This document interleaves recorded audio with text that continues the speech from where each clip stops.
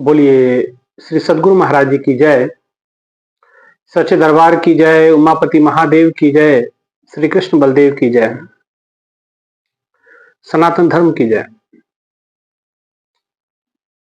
प्रिय भगवत प्रेमियों, हमेशा की तरह आज भी हम आपके मध्य सत्संग विचारों को लेकर उपस्थित हुए हैं। जैसा कि आपको सबको पता है कि आज रक्षाबंधन का पवित्र त्योहार है। सर्वप्रथम आप सभी भाइयों को, बहनों को, सभी भक्त श्रद्धालुओं को रक्षाबंधन की हार्दिक हार्दिक शुभकामनाएं। आज विचार हम करेंगे कि रक्षाबंधन का त्योहार ये कब से और कैसे ये शुरू हुआ, किस प्रकार से इस त्योहार की नींव रखी गई और कितना ये संस्कृति का अनूठा त्योहार है। लेकिन इस अनूठे त्योहार पे कुछ दुखद घटनाएं भी हमारे भारतवर्ष में हुई, जो दिलों को हिलाती हैं, दिलों को झकझोर देती हैं, जो भारत के ऊपर काला धब्बा इसको हम कह सकते हैं, मानवता के ऊपर कलंक इसको हम कह सकते हैं। आप जानते हैं मैं किसको इशारा कर रहा हूं। कुछ दिन पूर्व बंगाल के अंदर एक महिला डॉक्टर, बंगाल की बेटी, भारत की बेटी के ऊपर जो जिस प्रकार से कुकृत्य उसके साथ किया गया, मानवीय संवेदनाओं को तार तार किया गया। जहां हम जो बंगाल माता की धरती मानी गई है, कहा जाता नवरात्र की पूजा, दुर्गा की पूजा अगर कहीं बड़े जोर शोर से की जाती है तो वहां वो बंगाल है। और वहां ऐसा कृत्य हुआ, बड़ा दुखद है। जहां की मुख्यमंत्री महिला हो और इस कृत्य से बड़ा हृदय विदीर्ण होता है। भाइयों बहनों, सोचना है, विचार करना है। ये सब घटनाएं जब घटती हैं, मानवता शर्मसार होती है। और इस घटना के बारे में जितनी इसकी निंदा की जाए, जितना इसको इसका इसकी इसका विरोध किया जाए कम है। विरोध से नहीं काम बनेगा, आगे उठना होगा। मैं पहले आपको कहा था, पिछले वीडियो में भी मैंने कहा था कि देखिए वो श्रीदेवी बन के काम नहीं चलेगा, माँ दुर्गा बनना पड़ेगा। शास्त्र के साथ साथ शस्त्र की पूजा भी जरूरी है। रणचंडी बनना पड़ेगा। बहनों, आपको खुद ही उठना पड़ेगा, अपने आप को तैयार करना पड़ेगा।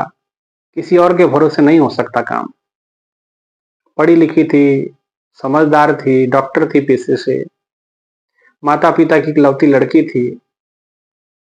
माता पिता पे क्या बीत रही होगी उनका तो वही जाने। हम तो सिर्फ सोच सोच के हृदय दुखी हो जाता है, परेशान हो जाता है। निर्भया कांड अभी हम भूले नहीं थे कि ये दूसरा निर्भया कांड हो गया, मान लीजिए एक प्रकार का। कितनी दुखद घटना है, और वो भी ऐसे समय में जब रक्षाबंधन सर पे था। रक्षाबंधन एक पवित्र त्योहार, जहां भाई बहन की रक्षा का कसम लेता है सांसारिक तौर पे।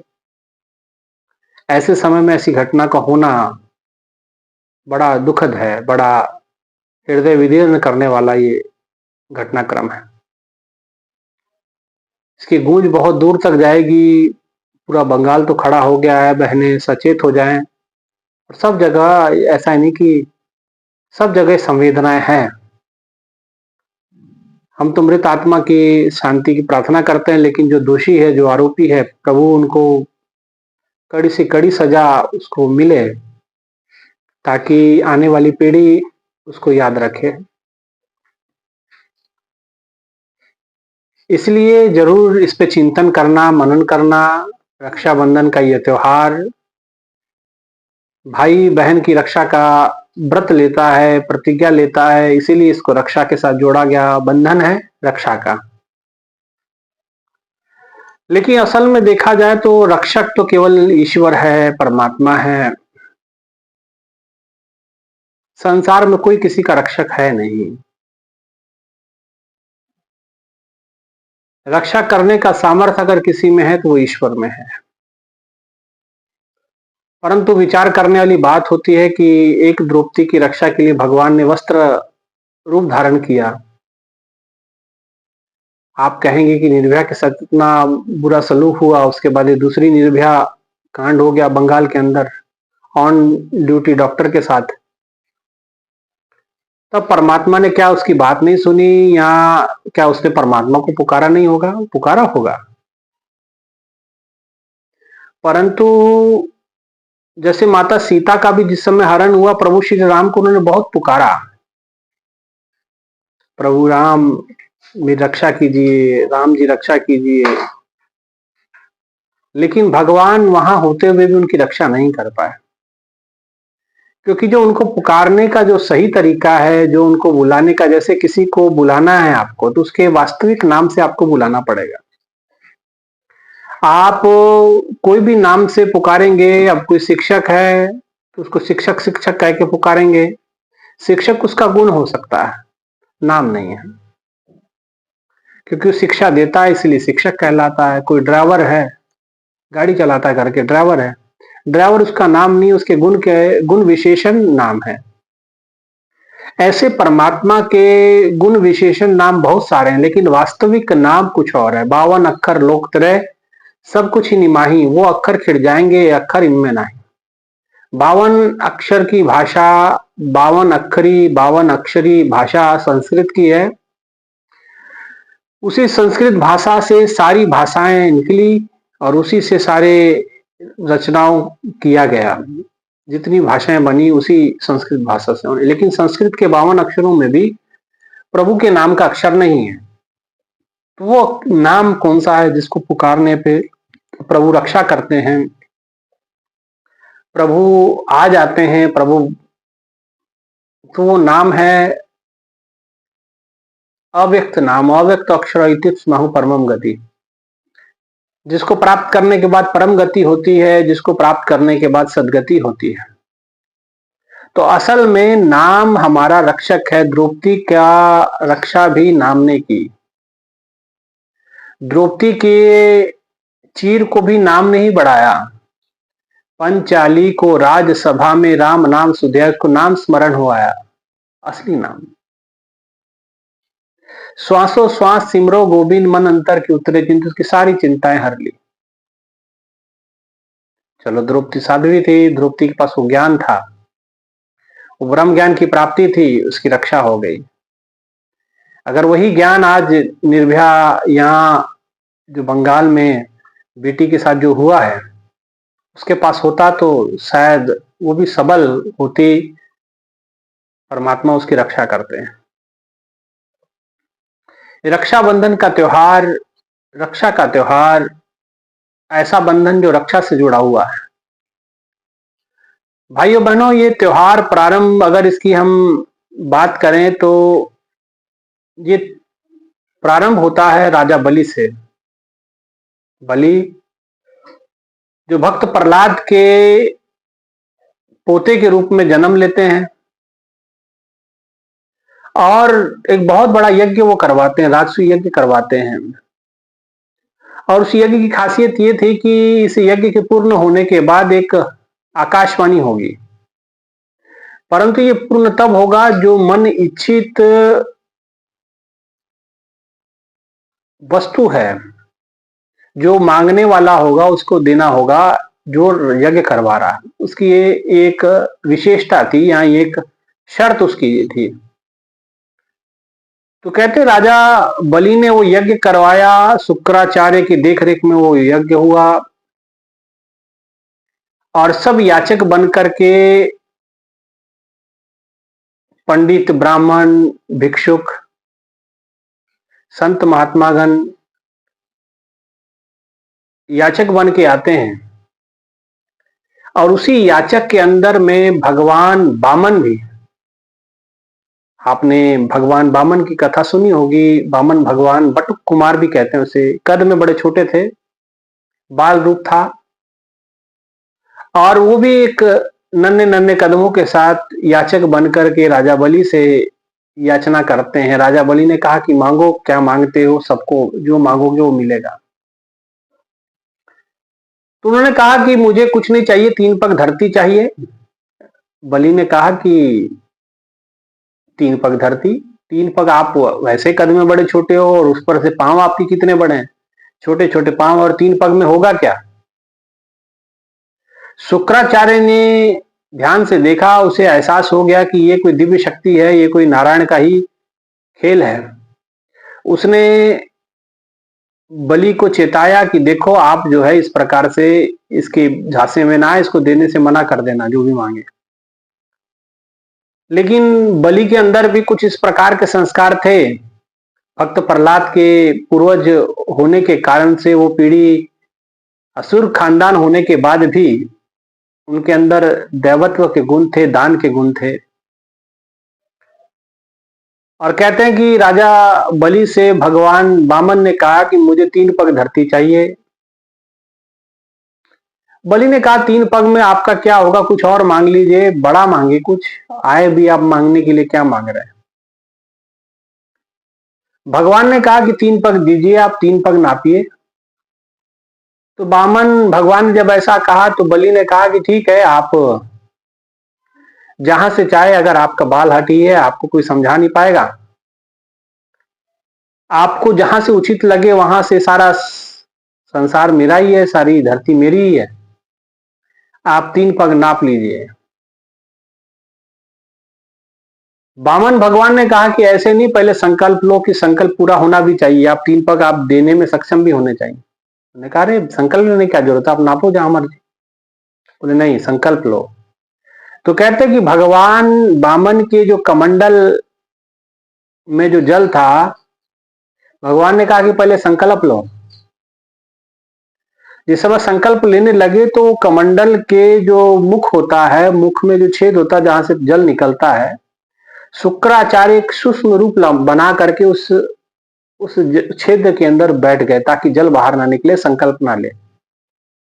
भगवान वामन ने सोचा कि देखिए, लगता है कि ये जो जल के लिए जो निकासी द्वार है, जो ये छिद्र है, ये बाधित हो गया है, कहीं इसके अंदर कुछ फंस गया है। तो उन्होंने एक घास का तिनका लिया, वो तिनका जो शुक्राचार्य उसके अंदर सूक्ष्म रूप बना करके बैठे थे, भगवान तो जानते थे, और वो तिनका उन्होंने मारा उस छिद्र में। तो तिनका जाके सुखदेव शुक्राचार्य के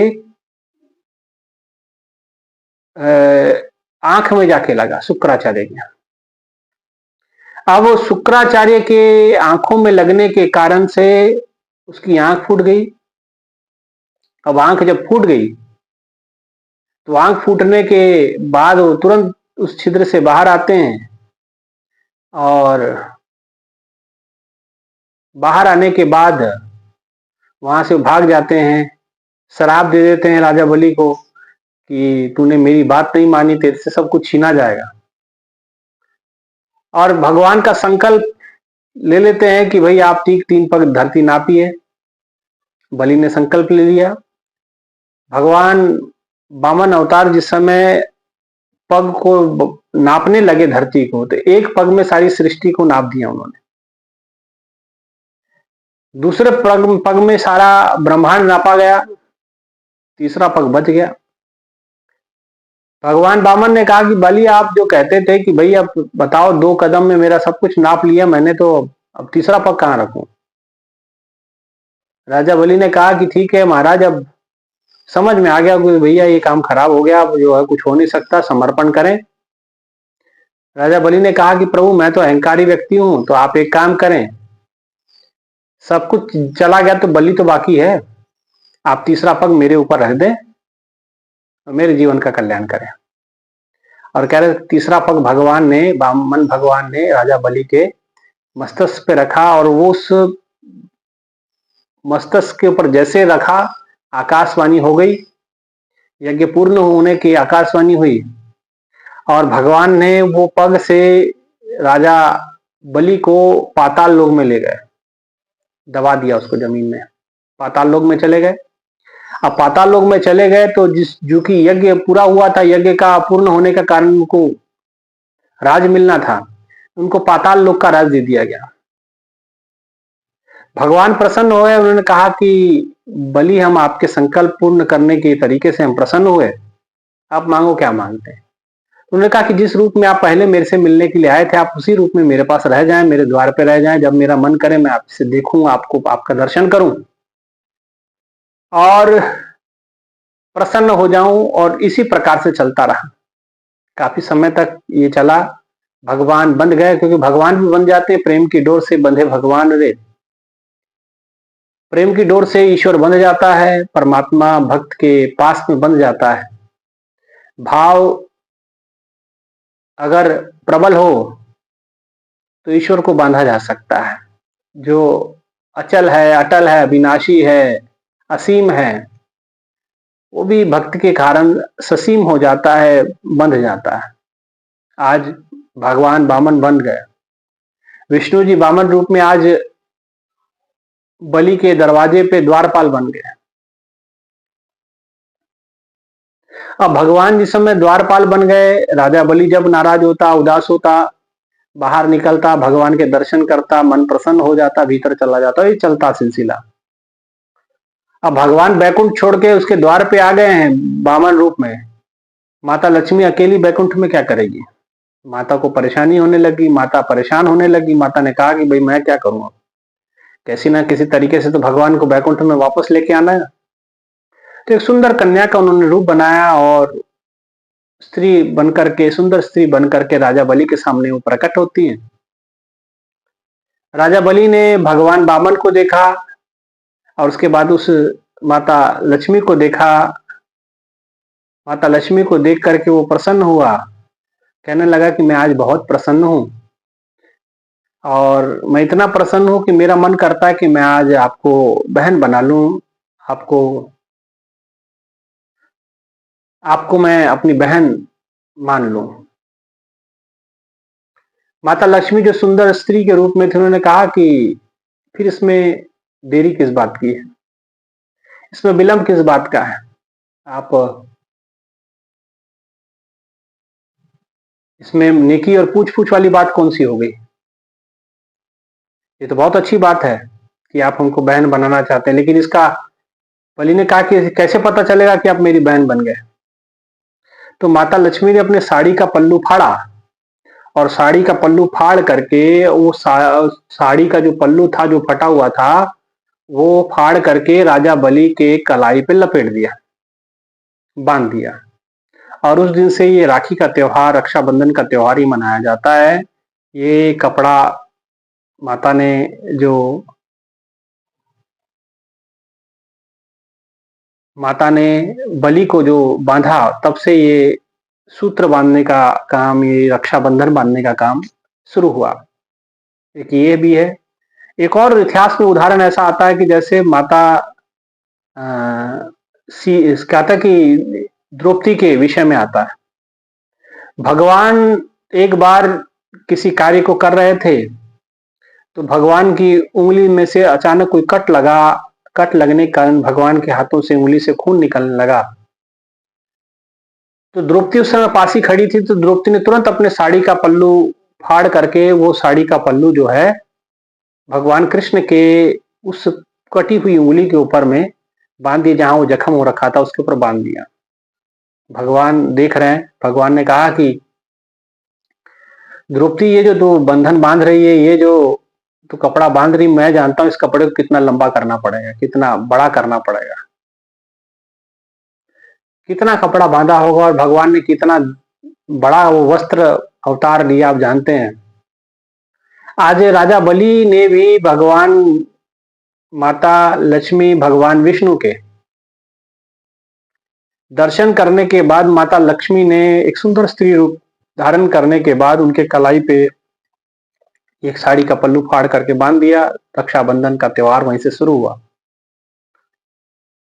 और उसने कहा कि मैं आज बहुत प्रसन्न हूं, मांगो आज क्या मांगते हो। माता लक्ष्मी ने कहा कि देख लो, जो मैं मांगूंगी वो तो आपको देना पड़ेगा। बोले हाँ हाँ मांग लो, आप जो मांगोगे आपको दे दूंगा। पहले संकल्प, बोले हाँ बिल्कुल पक्का, जो मांगोगे वो दे देंगे। तो माता लक्ष्मी ने देर नहीं लगाई मांगे बोलने में, कि मुझे जो आपके दरवाजे में वामन रूप में भगवान खड़े हैं, ये मुझे दे दो, मुझे ये चाहिए। तो भगवान को मांग लिया उन्होंने। राजा बलि परेशान हो गया। तब से ये कहते कि जब रक्षाबंधन बांधते हैं तो बच्चे जो बहन है वो कुछ मांगती है, भाई उसको कुछ देता है ना। तो ये परंपरा भी वहीं से शुरू हुई। तो भगवान को देने तो पड़ेगा, क्योंकि कसम खा ली, संकल्प ले लिया। तो माता ने कहा कि आप परेशान ना हो। भगवान विष्णु जी जो वामन रूप में, उन्होंने कहा कि मैं तुम्हें वो आंख दे देता हूं जिसके द्वारा तू मेरा नित्य प्रति मेरा दर्शन अपने घट के भीतर करते रहेगा। ये देव दुर्लभ दर्शन आपको नियमित होते रहेगा, इसलिए आप परेशान होने की आवश्यकता नहीं है। आप निसंकोच होकर के मुझे इनको सौंप दे और मैं तुझे वो ब्रह्म ज्ञान प्रदान करता हूं जिसके कारण तू मेरे अलौकिक स्वरूप के दर्शन अपने घट के भीतर नित्य निरंतर करते रहोगे। ये ऐतिहासिक आध्यात्मिक घटना, राखी का त्योहार यहीं से ये प्रारंभ होता है। यहां से इसकी नींव रखी गई। भगवान ने, माता लक्ष्मी ने, भगवान वामन ने बलि का रक्षण किया, उसको आत्मज्ञान भी दिया, ब्रह्म ज्ञान भी दिया, आत्मरक्षा भी उसकी की और उसको जीवन के जन्म मरण के से मुक्त भी किया। साड़ी का कपड़ा, साड़ी का पल्लू फाड़ करके द्रौपदी ने भगवान के उंगली पे बांधा, भगवान ने उसकी भी रक्षा की। भगवान कर्जदार हो जाते हैं। तो इसलिए भाइयों बहनों, ये रक्षा का बंधन, रक्षण कोई कर सकता है तो ईश्वर कर सकता है। किसी व्यक्ति की विशेषता नहीं है कि कोई व्यक्ति किसी की रक्षा करे। हाँ, इसीलिए महापुरुषों ने, हमारे जितने भी धार्मिक पूर्वज थे, उनके पास एक डंडा जरूर रखते थे। जो पैदल यात्रा करते होंगे साधु संत, वो हाथ में डंडा या डंडी, या साधु भी कहते थे, दंड भी रखते थे। वो क्यों रखते थे? वो अपने रक्षण के लिए होता था। भगवान शिव त्रिशूल रखते हैं, भगवान शिव जी के पास त्रिशूल है, ब्रह्मा जी के पास ब्रह्मास्त्र हैं, तमाम अस्त्र शस्त्र हैं। विष्णु जी के पास चक्र है, माँ दुर्गा के पास तलवार है, चक्र भी है, सब चीजें हैं उनके पास। तो हमारे पास भी अपने रक्षण के लिए कुछ ना कुछ होना चाहिए। भाइयों बहनों, रक्षाबंधन की आध्यात्मिक मैंने कहानी, कथा तो आपको मैंने समझा दी, लेकिन इसमें एक पात्र खास है, भगवान। रक्षा किसने की? भगवान कृष्ण ने की द्रौपदी की। बलि की रक्षा किसने की? भगवान नारायण ने की, वामन रूप में की, माने भगवान विष्णु ने की। इसी प्रकार आपकी हमारी रक्षा भी ईश्वर करेंगे।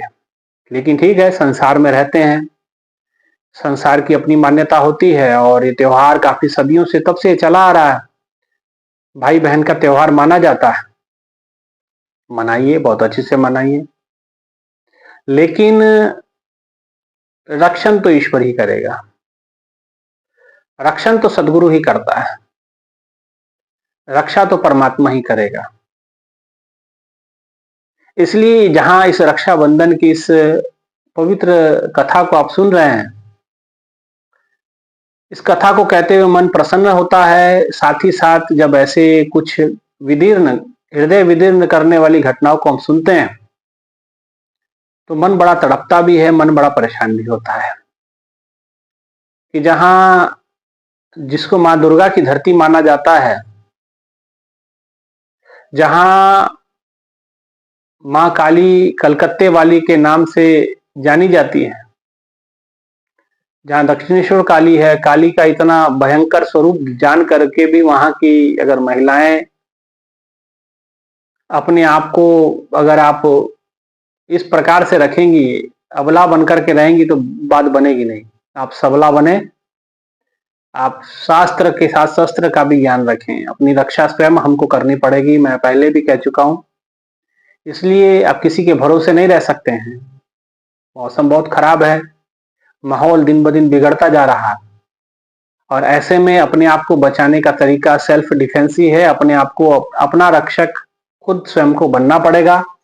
इसलिए अपने आप को सबल बनाएं, अपने आप को मजबूत बनाएं। केवल सुंदरता की ओर ध्यान ना दें। सौंदर्य अपने ठीक है, सुंदरता अपनी जगह पे है, उस विषय पे मुझे कुछ नहीं कहना, लेकिन सुंदरता के साथ साथ ताकतवर भी बने। मस्तिष्क से ताकतवर बने, शरीर से ताकतवर बने, स्ट्रांग बने, शक्ति संपन्न बने। जैसे माँ पार्वती जहां गौरी स्वरूप में है, गौरी है बहुत, इसलिए गौरी भी कहा जाता है, लेकिन जब वो शस्त्र धारण करती है तो महाकालिका, महाचंडिका, दुर्गा भी हो जाती, महिषासुर जैसे राक्षसों का वध भी करते। तो हम भी ऐसे महिषासुर का, राक्षसों का वध करने में सक्षम बने।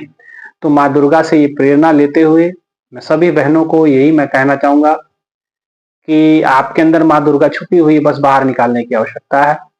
जैसे पार्वती जी के अंदर दुर्गा जी छुपी हुई थी, उन्हें पता नहीं था, शिव जी ने जगाया। तो आप भी जागें और अपने आप को, यही मैं आप सभी से आग्रह करूंगा कि भाई आप भी गौरी के साथ साथ चंडिका बने, तभी आप ऐसे राक्षसों का वध करने में सक्षम हो पाएंगे। ठीक है ना? इसलिए ठीक है, रक्षाबंधन की आप सभी को हार्दिक हार्दिक शुभकामनाएं। लेकिन साथ साथ ये संदेश जरूर मैं देना चाहूंगा कि दुर्गा जरूर बने, है ना? दुर्गा बन के सबल बने, सक्षम बने, शक्तिशाली बने, ताकि आप ऐसे राक्षसों का दमन कर सकें, ऐसे राक्षसों को इसका खात्मा कर सके। ठीक है ना? इसलिए हर माँ को, हर बहन को ये संदेश देना जरूरी है। इस रक्षाबंधन के ऊपर खास मेरी अपील रहेगी बहनों से कि आप जरूर स्ट्रांग बने, अपने आप को जरूर मजबूत करें। ठीक है? सभी को रक्षाबंधन त्योहार की हार्दिक हार्दिक शुभकामनाएं। इतना कहते हुए अपने विचारों को यहीं विराम देते हैं। बोलिए श्री बांके बिहारी लाल की जय, श्री कृष्ण बलदेव की जय, उमापति महादेव की जय, सदगुरु आशुतोष महाराज जी की जय, सच्चे दरबार की जय। धन्यवाद।